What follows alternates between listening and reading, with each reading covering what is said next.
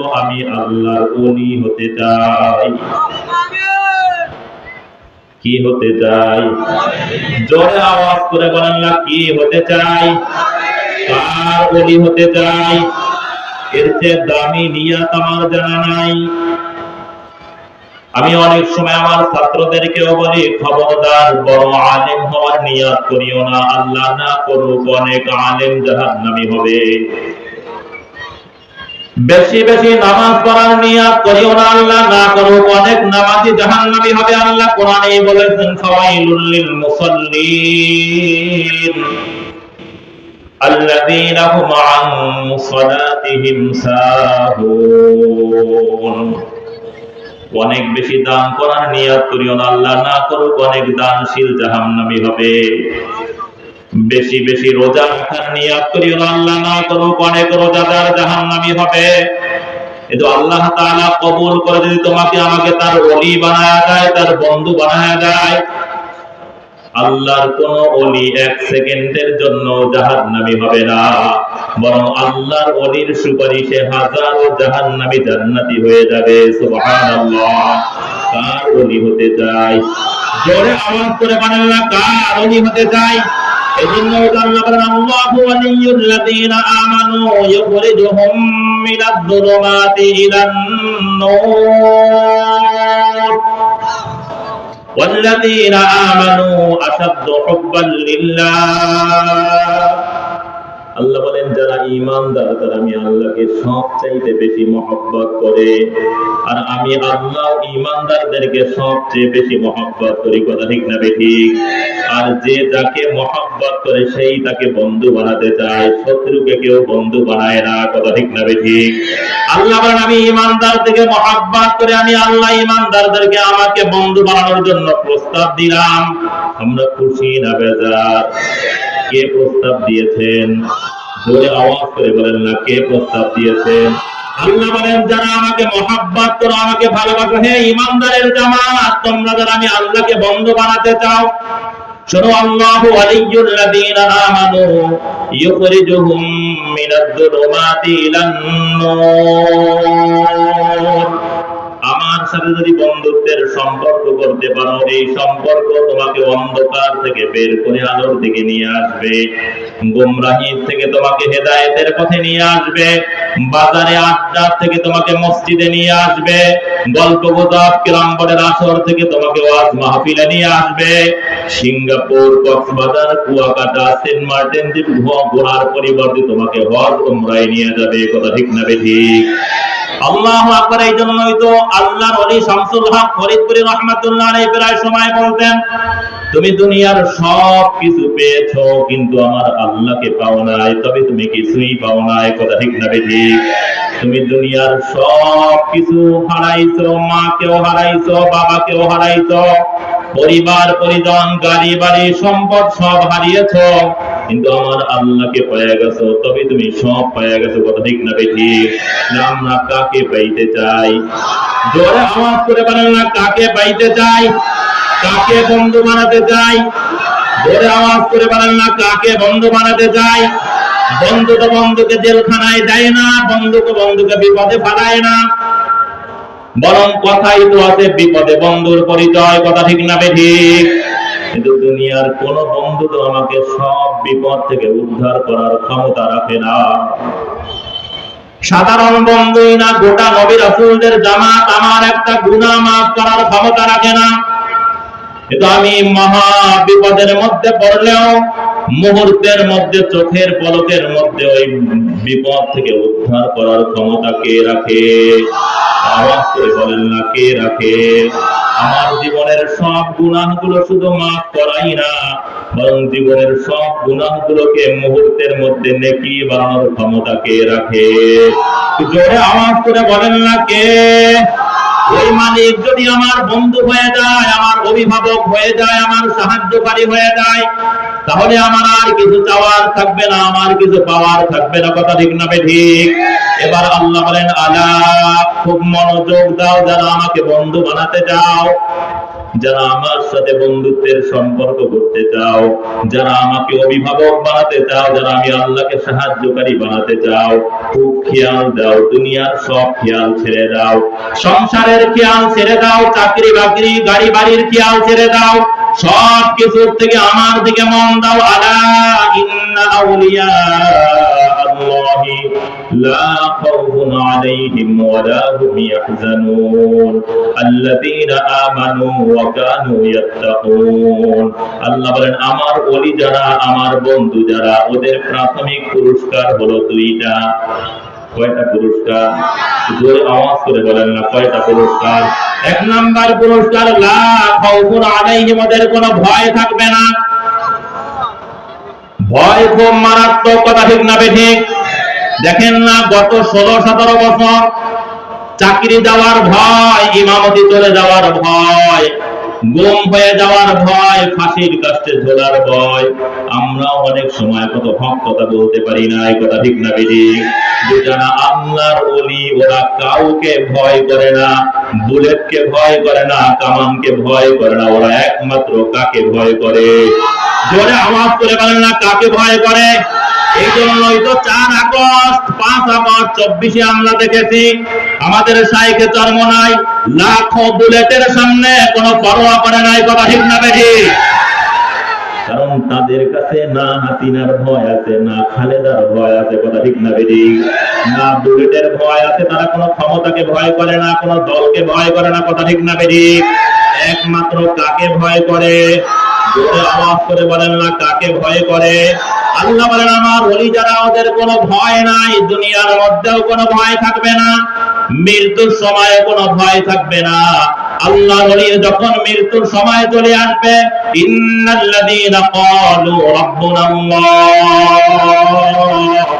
সুম্মা ইসতাকামু তাতানাজ্জালু আলাইহিমুল মালাইকা আল্লা তাখাফু ওয়া লা তাহজানু ওয়া আবশিরু বিল জান্নাতিল্লাতী কুনতুম তুআদুন।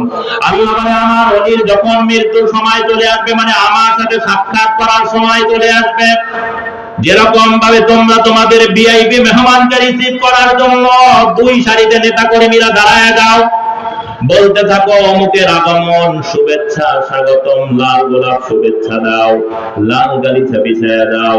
আমি আমার বন্ধুকে রিসিভ করার জন্য আমার বন্ধু থেকে নিয়ে জান্নাত পর্যন্ত 2 সারিতে ফেরেশতাদেরকে দাঁড় করায়া দেব। সুবহানাল্লাহ।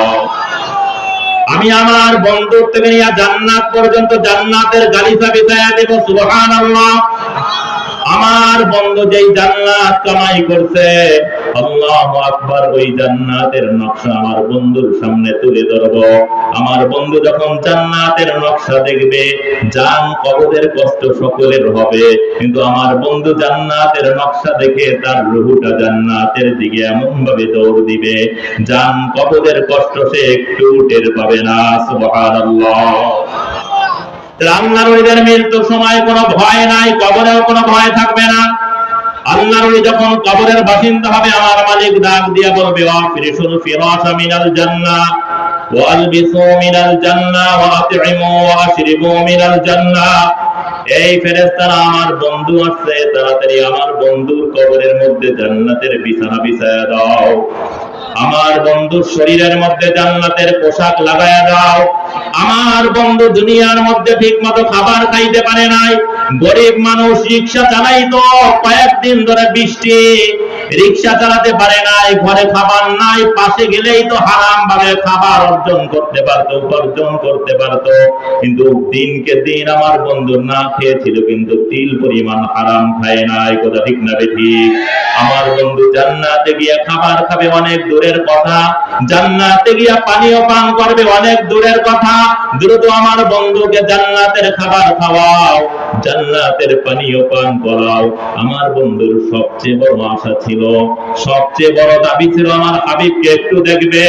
কত আমল করতো, মাঝে মাঝে দুরূদ শরীফ পড়তো, পবিত্র বিছানায় ঘুমাইতো, আমার হাবিবকে যেন একটু দেখতে পাই। কত সাধনা করতো, কখনো সুন্নাত ছাড়তো না, কিন্তু মাঝে মাঝে আমার হাবিব একটু উকি মারিয়া আবার বিদায় হয়ে যাইতো। আমার বন্ধুর কলিজাটা কেমন ধরে পুড়িয়া ছাই হয়ে যাইতো। আজকে আজকে আমার হাবিবের রওজা মোবারকের সঙ্গে আমার বন্ধুর কবরের সঙ্গে একটা সুড়ঙ্গ পথ করে দাও, জানালা করে দাও, যখনই মন চায় আমার বন্ধু যেন আমার হাবিবকে দেখতে পায়। এবার আমার বন্ধুকে ঘোষণা দিয়ে দাও, নাম কানাউমিল আরুস, তুমি জান্নাতের খাবার খেয়ে, জান্নাতের পানীয় পান করে, জান্নাতের পোশাক পরে, আল্লাহর হাবিবকে মন ভরে দেখে জান্নাতের দামি বিছানার মধ্যে ঘুমায়া যাও, কেউ আর তোমাকে ডিস্টার্ব করবে না। আল্লাহু আকবার। এই কথা যখন আল্লাহর ফেরেশতা আল্লাহর ওলি আব্দুর রহমানকে বলবে, দেখবে আল্লাহর ওলি আব্দুর রহমান থরথর করে কাঁপতেছে, তার চেহারা বিবর্ণ হয়ে গেছে। ফেরেশতা বলবে, আব্দুর রহমান তোমার চেহারা এই অবস্থা কেন? আল্লাহর ওলি আব্দুর রহমান বলে, ও ফেরেশতা, কবরে এত নিয়ামত পাবো কল্পনাও করতে পারি নাই, কোনোদিন ধারণাও করি নাই। আমার মালিক যে আমাকে এত নিয়ামত দিবে, কিন্তু এত নিয়ামত পাওয়ার পরেও আমি ঘুমাতে পারবো না, এক সেকেন্ডের জন্য আমার ঘুম আসবে না, আমি কিভাবে ঘুমাবো? আল্লাহর ফেরেশতা বলে, এত নিয়ামত পাওয়ার পরেও কেন তুমি ঘুমাতে পারবা না? কেন তোমার ঘুম আসবে না? আল্লাহর ওলি আব্দুর রহমান বলবে, ও ফেরেশতা, শুনেছি কবরে নাকি প্রশ্ন করা হবে, সওয়াল করা হবে, যেই সওয়ালের চিন্তায়, প্রশ্নের চিন্তায় আমি সব সময় পেরেশান থাকতাম। মাঝে মাঝে ঘুম থেকে হঠাৎ করে লাফ দিয়ে উঠে যাইতাম, আমার কবরের সওয়ালের কি হবে, আমার প্রশ্নের কি অবস্থা হবে? ও ফেরেশতা বলো, ওই প্রশ্ন কখন করা হবে? এর আগে আমার ঘুম আসবে না, আমি ঘুমাতে পারবো না। অমনি আল্লাহর ফেরেশতা আল্লাহর ওলি আব্দুর রহমানকে জড়ায়া ধরিয়া তার কপালে একটা চুমা দিয়া বলবে, ও আব্দুর রহমান, তুমি যার ওলি হয়ে, বন্ধু হয়ে কবরে আসছো, তিনি অনেক পূর্বেই তোমার সওয়ালের জবাব দিয়ে দিয়েছেন। সুবহানাল্লাহ। আল্লাহ যেই ওলিদের কবরের সওয়ালের জবাব তুমি নিজেই দিয়ে দিবা, সেই ওলি হিসাবে, সেই বন্ধু হিসাবে আমাদেরকেও কবুল করে নাও আল্লাহ। সবাই বলি আল্লাহুম্মা আমিন, জোরে বলি আল্লাহুম্মা আমিন। তাহলে আল্লাহর ওলিদের কোনো ভয় নাই, কবরেও ভয় নাই, কিয়ামতের ময়দানেও কোনো ভয় থাকবে না। আল্লাহর ওলিরা, আল্লাহ তাদেরকে কাছে ডাকিয়া মাথার মধ্যে কুদরতি হাত বুলাইয়া দিয়া আল্লাহ তার আরশের নিচে জায়গা দিয়ে দিবেন। সুবহানাল্লাহ। আল্লাহর ওলিরা জান্নাতে ঢুকবে, জান্নাতের মধ্যেও আল্লাহর ওলিদের বিশেষ মর্যাদা হবে। জান্নাতীদের তিনটা স্তর হবে, ইসকাউনা মিন কাসিন কানা মিজাজুহা কাফুরা ওয়া ইউতাফু আলাইহিম বিআনিয়াতিন মিন ফিদ্দাতিন ওয়া আকওয়াবিন কানাত قواريرا وسقاهم ربهم شرابا طهورا। একদল জান্নাতি, তাদের সামনে হাজার আইটেমের খাবার রাখা থাকবে, তারা নিয়ে নিয়ে খাবে। আর একদল জান্নাতি, হুর গিলমানরা, চিরকিশোররা হাজার রকমের খাবার নিয়ে ঘুরতে থাকবে। মাছের কলিজা ভুনা লাগবে কিনা, আঙ্গুর লাগবে কিনা, আনার লাগবে কিনা, অমুক পাখির গোশত লাগবে কিনা। আর একদল জান্নাতি, মুত্তাকিন আলাইহা মুতাকাবিলিন, পরস্পর মুখী হয়ে জান্নাতের ভিআইপি গ্যালারির মধ্যে বসবে, ভিআইপি জান্নাতের মধ্যে বসবে। তাদের চেহারা এত সুন্দর হবে, অন্য জান্নাতীরা তাদের চেহারার দিকে তাকাইলে বাকি নিয়ামতের কথা ভুলে যাবে। সুবহানাল্লাহ। কিন্তু তাদের সামনে কোনো খাবার রাখা থাকবে না, কেউ খাবার নিয়ে তাদের পাশে ঘুরবেও না। অন্য জান্নাতীরা বলাবলি করবে, এর যা এত সুন্দর, এদের চেহারা এত সুন্দর, এদের অবস্থান এত সুন্দর, কিন্তু এদের সামনে কোনো খাবার নাই, এরা কখন খাবার খাবে? আমার মালিক বলে, ওয়াসাকাহুম রাব্বুহুম শারাবান তাহুরা। ওরা আমার ওলি, ওরা আমার বন্ধু, ওরা আমার ভিআইপি গেস্ট। আমি আল্লাহ নিজ কুদরতি হাতে ওদেরকে খাবার খাওয়াইয়া দিব, নিজ কুদরতি হাতে ওদেরকে পানীয় পান করাইয়া দিব। আল্লাহ যেই জান্নাতীদেরকে তুমি নিজ কুদরতি হাতে খাবার খাওয়াইয়া দিবা, নিজ কুদরতি হাতে পানীয় পান করাবা, সেই জান্নাতি হিসাবে আমাদেরকে কবুল করে নাও আল্লাহ। সবাই বলি আল্লাহুম্মা আমিন, জোরে বলে আল্লাহুম্মা আমিন। তাহলে আল্লাহর ওলিদের কোনো ভয় নাই, ভয়ের পরে আমার চিন্তাও নাই। এই কথা কেন বললেন? চিন্তা মানুষকে ধ্বংস করে নেয়।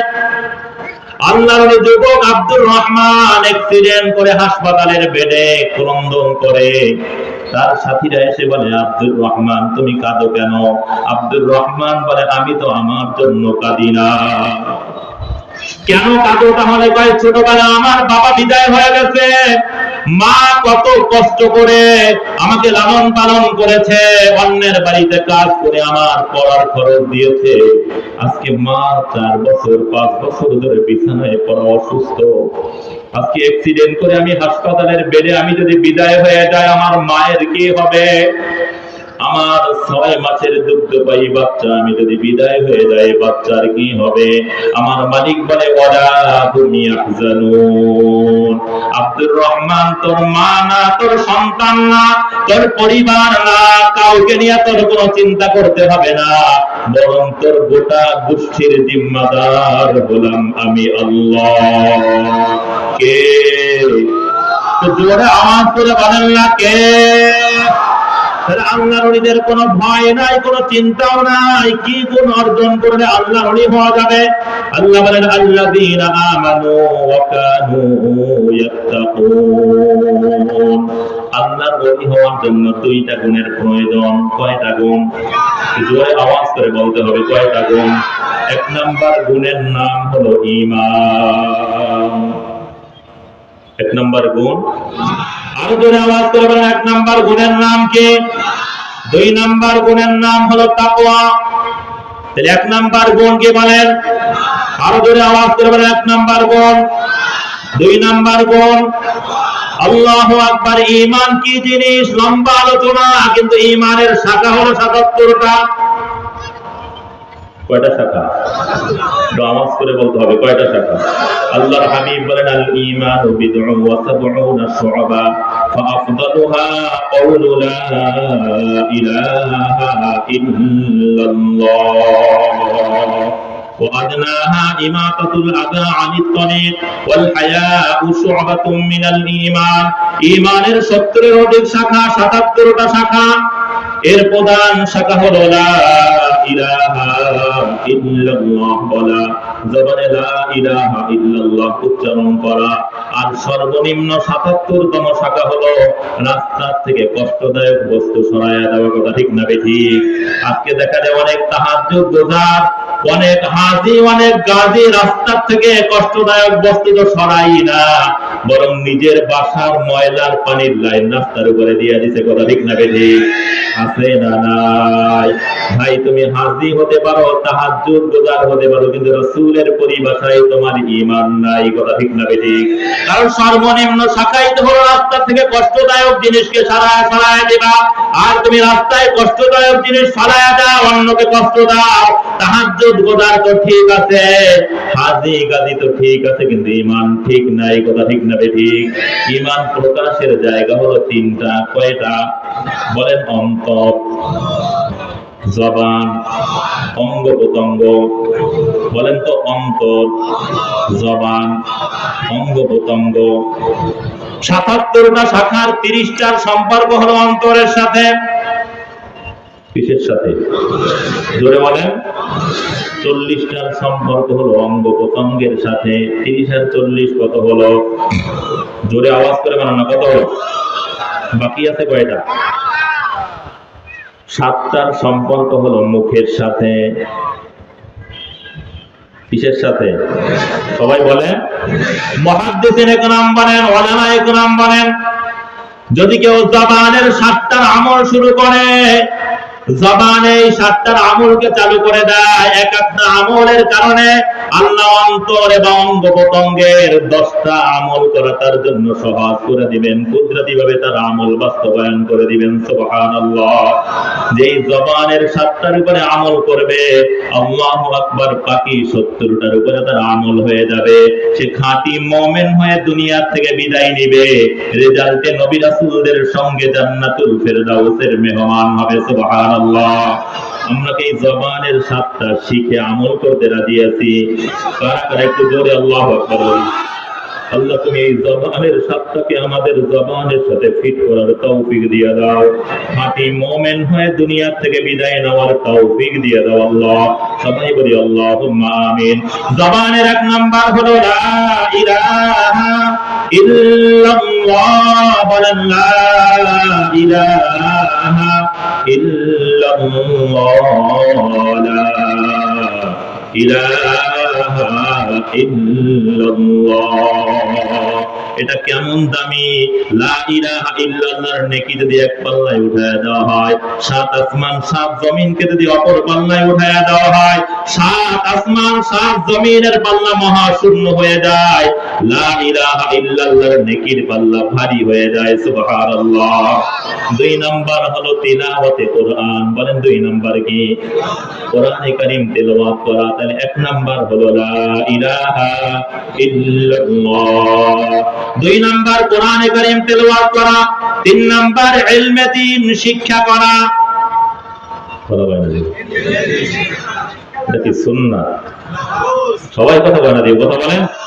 3 নাম্বার ইলমে দ্বীন শিক্ষা করা, 4 নাম্বার ইলমে দ্বীন শিক্ষা দেওয়া। অবস্থা কি আমাদের? কি মুজাহিদ, কি তাবলীগওয়ালা, ইমানের হালাত কি এবার বলেন। এই জন্য তো আমাদের শায়েখ ও মুর্শিদ ফজলুল করিম রাহমাতুল্লাহ আলাইহি বলতেন, চরমনার কোন মুজাহিদ মূর্খ থাকতে পারবে না। কথা ঠিক না বেঠিক?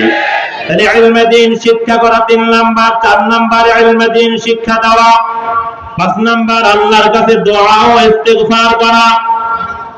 বলেন 5 নাম্বার আল্লাহর কাছে দোয়া ও ইস্তিগফার করা। যা চাবো কার কাছে যাবো? আওয়াজ করে বলেন না, কার কাছে যাবো? সাহাবী মসজিদে বসে কান্নাকাটি করতেছে, সাহাবায়ে কিরামের জামাত ভিড় জমায়েত হয়েছে, এত কান্নাকাটি করে দেখি কি বলে। সাহাবী বলে, আল্লাহ আমার জুতার ফিতা ছিঁড়ে গিয়েছে, তুমি ব্যবস্থা করে দাও। আর আজকে আমরা অমুকের কাছে চাই, অমুকের কাছে যাই, অথচ সূরা ফাতিহার মধ্যে বলি ইয়্যাকা না'বুদু ওয়া ইয়্যাকা নাস্তাঈন, আমরা আপনারই ইবাদত করি, সাহায্য কার কাছে চাই? আপনার কাছেই সাহায্য চাই। কার কাছে? জোরে আওয়াজ করে বলেন না, কার কাছে? আল্লাহর কাছে দোয়া করা, চাওয়া, ইস্তিগফার করা। না, গুনাহ মাফ করার ক্ষমতা কোন পীরের মধ্যে নাই, কোন নবীর মধ্যে নাই, কোন ফেরেশতার মধ্যে নাই। গুনাহ মাফ করার ক্ষমতা একমাত্র কার? ওয়ালা ইয়াগফিরুদ দুনুবা ইল্লা আনতা। গুনাহ মাফ করার ক্ষমতা শুধু আমার মালিকেরই না, বরং গুনাহগুলোকে মুহূর্তের মধ্যে নেকি বানানোর ক্ষমতাও কার? জোরে আওয়াজ করে বলেন না, কার? যারা খাঁটি তওবা করে ওরা শুধু গুনাহই, ওদের নেকি হয় না। আত-তাইবু মিনাদ যামবি কামান লা যামবা লা। আল্লাহর হাবিব বলেন, নবী রাসূলরা শুরুতেই নিষ্পাপ, আর যে খাঁটি তওবা করে সে তওবা করার থেকে নিষ্পাপ হয়ে যায়, সেও নবীদের সঙ্গে জান্নাতের মেহমান হয়ে যায়। সুবহানাল্লাহ। তাহলে 5 নাম্বার আল্লাহর কাছে দোয়া ও ইস্তিগফার করা, 6 নাম্বার আল্লাহ পাকের জিকির করা। বলেন 6 নম্বরে কি? জোরে আওয়াজ করে বলেন না, 6 নাম্বার। আবার বলেন 6 নম্বরে কি? রেজাল্ট কি হবে? কিয়ামতের ময়দানে নামাজীদের হিসাব হবে। প্রথমেই নামাজের হিসাব। ও যুবক জৈবন কোন পথে ব্যয় করছো, হিসাব দাও, সামনে কদম বাড়াও। ও বুড়া, পুরা জীবনকে কিভাবে ব্যয় করছো? পুরা জীবনকে কিভাবে ব্যয় করছো, হিসাব দাও, সামনে অগ্রসর হও। ও আলেম, ইলম অনুযায়ী আমল করছো কিনা, হিসাব দাও, সামনে অগ্রসর হও। কথা ঠিক না ঠিক? আল্লাহু আকবার। ও সম্পদশালী মান, কিভাবে ইনকাম করছো, ব্যয় করছো, হিসাব দাও, সামনে অগ্রসর হও। না, আমি তো কোনো কিছুর হিসাব দিয়া জান্নাতে যাইতে পারবো না। আল্লাহর হাবিব তার প্রিয় সাহাবী আবু দারদা রাদিয়াল্লাহু তাআলা আনহুকে বলছেন, লা ইয়াজালু লিসানুকা রাতবাম মিন যিকরিল্লাহ। হে আবু দারদা, আল্লাহর জিকিরের দ্বারা জিহ্বাটাকে ভিজায়া রাখিও। কিয়ামতের ময়দানে কোনো হিসাব দেয়া লাগবে না, বিনা হিসাবে হাসতে হাসতে তুমি জান্নাতের মেহমান হয়ে যাবা। সুবহানাল্লাহ। আল্লাহর জিকির করলে, জিহ্বাকে ভিজায়া রাখলে বিনা হিসাবে হাসতে হাসতে জান্নাতে যাওয়া যায়। কথা ঠিক না বেঠিক? আমরা কারা কারা বিনা হিসাবে হাসতে হাসতে জান্নাতে যেতে চাই? জোরে আল্লাহু আকবার। আল্লাহ এই মজলিসকে তুমি 4টা জিনিস দিয়া দাও, গুনাহ মুক্ত সুন্নতি জিন্দেগি দিয়া দাও, জিকির কোরআন তেলাওয়াত করনে ওয়ালা জিহ্বা দিয়া দাও, তোমার ভয়ে তোমার মহব্বতে ক্রন্দনকারী চক্ষু দিয়া দাও, আখিরাতের ফিকির করনে ওয়ালা কলব দিয়া দাও। আল্লাহ, সবাই বলি আল্লাহুম্মা আমিন। 7 নাম্বার হলো অনর্থক কথা থেকে জবানকে হেফাজত করা।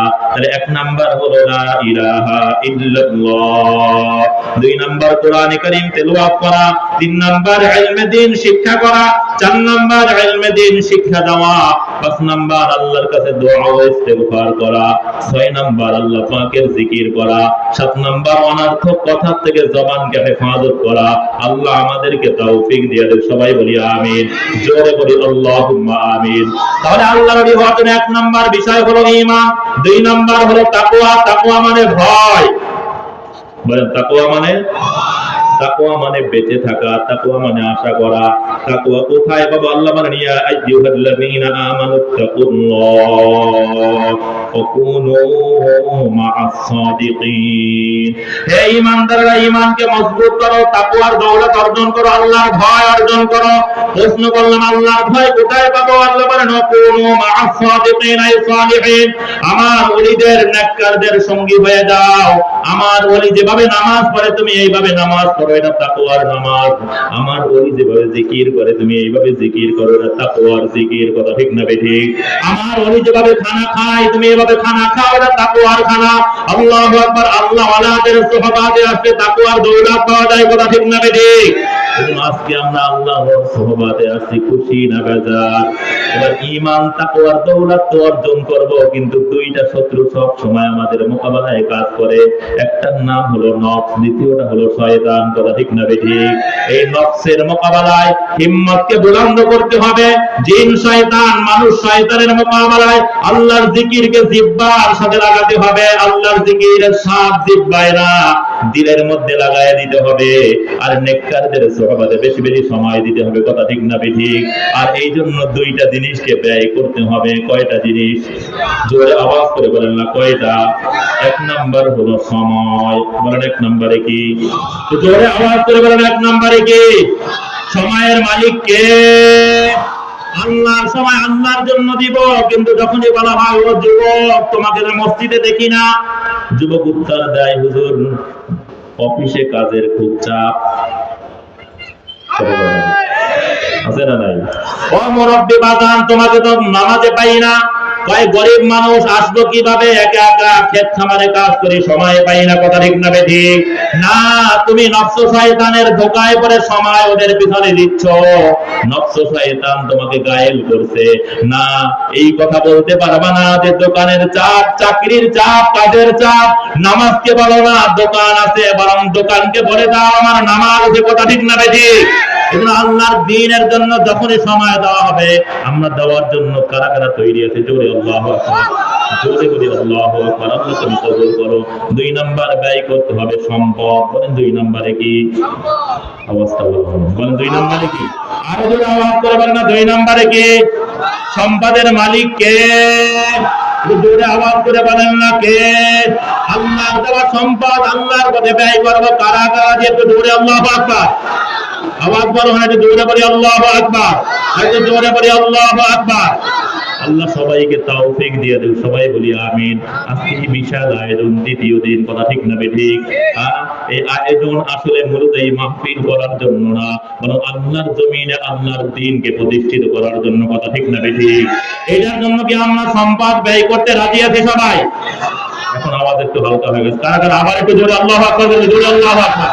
আল্লাহ সবাইকে তৌফিক দিয়ে দেন, সবাই বলি আমিন।